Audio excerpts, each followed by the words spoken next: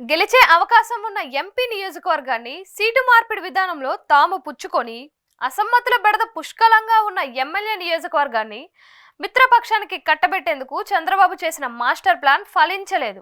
మిత్రపక్షంగా పొత్తులతో కలిసి పోటీ చేస్తున్నప్పటికీ చంద్రబాబు కుట్ర రాజకీయాల గురించి పూర్తి అవగాహన ఉన్న భారతీయ జనతా పార్టీ ఆ ప్రతిపాదనకు ఒప్పుకోలేదు.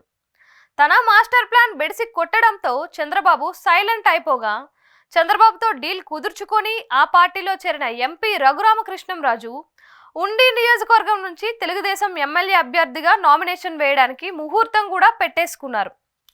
కూటమిలో ఏ పార్టీకి దక్కినా సరే నర్సాపురం ఎంపీ సీటు నుంచి అభ్యర్థిగా పోటీ చేయబోయేది తానే అని రఘురామకృష్ణంరాజు తొలి నుంచి చాలా డాంబికంగా చెప్పుకున్నారు. ఆయన కోరుకున్నట్టుగానే కూటమిలో ఆ సీటు భారతీయ జనతా పార్టీకి దక్కింది. కానీ సీటు మాత్రం ఆయనకు రాలేదు. అప్పటి నుంచి తలకిందులు అయిపోతున్న రఘురామ సీటు కోసం చంద్రబాబుతో డీల్ కుదుర్చుకున్నారు. ఆ పార్టీలో చేరారు.